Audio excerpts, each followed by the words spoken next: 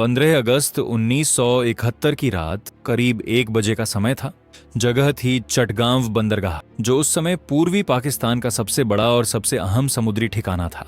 कुछ घंटे पहले ही पाकिस्तान अपना स्वतंत्रता दिवस मना चुका था। बंदरगाह पर बड़े बड़े कार्गो जहाज खड़े थे, जिनमें हथियार, गोला बारूद, ईंधन और सेना के लिए जरूरी सामान भरा हुआ था। यही जहाज वहां तैनात पाकिस्तानी सेना की असली ताकत और उनकी सप्लाई लाइन थी। सुरक्षा इतनी कड़ी थी कि हर तरफ बंदूकधारी गार्ड, गश्ती नावें और तेज सर्च लाइट लगी थी। सबको पूरा भरोसा था कि यहाँ कोई हमला कर ही नहीं सकता। लेकिन उस रात हमला वहां से हुआ जहां किसी ने सोचा भी नहीं था। पानी के नीचे से आधी रात के बाद अचानक एक जोरदार धमाका हुआ और एक जहाज बुरी तरह हिल गया।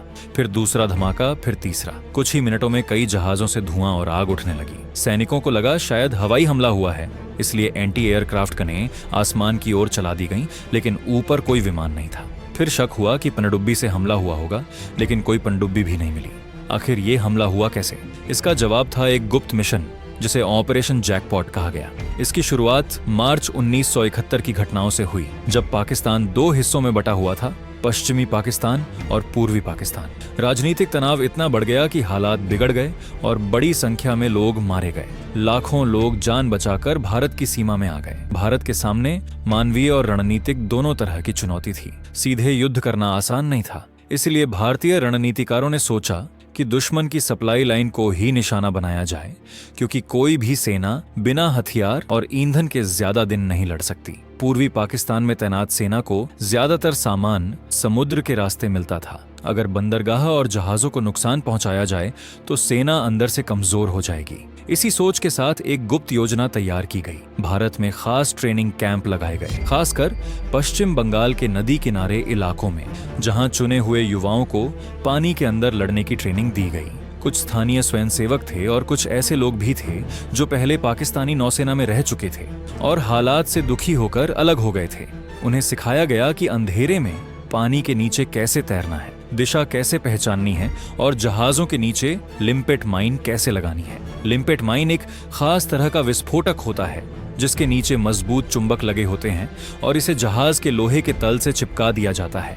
टाइमर सेट करने के बाद यह तय समय पर फटता है और जहाज को गंभीर नुकसान पहुंचाता है। 14 और 15 अगस्त की दरमियानी रात को, जब माहौल थोड़ा ढीला था और जश्न के बाद सामान्य स्थिति थी, गोताखोर चुपचाप पानी में उतर गए।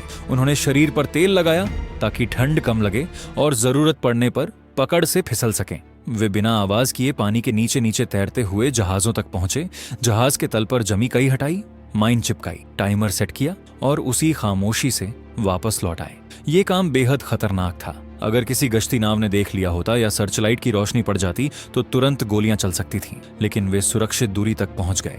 कुछ देर बाद बंदरगाह में एक के बाद एक धमाके होने लगे। कई जहाज बुरी तरह क्षतिग्रस्त हो गए, कुछ डूब गए और भारी मात्रा में हथियार और सामान नष्ट हो गया। इस हमले से पाकिस्तानी सेना की सप्लाई लाइन हिल गई और मनोबल पर गहरा असर पड़ा। दुनिया भर में खबर फैल गई कि पूर्वी पाकिस्तान के हालात अब नियंत्रण में नहीं हैं। आने वाले महीनों में यह कार्रवाई बहुत अहम साबित हुई। दिसंबर 1971 में जब खुला युद्ध शुरू हुआ, तब तक वहां तैनात पाकिस्तानी सेना काफी कमजोर हो चुकी थी। आखिरकार 16 दिसंबर 1971 को आत्मसमर्पण हुआ और बांग्लादेश एक स्वतंत्र देश बन गया। ऑपरेशन जैकपॉट सिर्फ एक सैन्य कार्रवाई नहीं थी, यह उन गुमनाम लोगों की कहानी है जिन्होंने अंधेरी रात और ठंडे पानी में अपनी जान जोखिम में डालकर इतिहास की दिशा बदल दी। यह याद दिलाती है कि कभी कभी जीत बड़ी ताकत से नहीं, बल्कि हिम्मत, सही योजना और सही समय पर उठाए गए कदमों से मिलती है।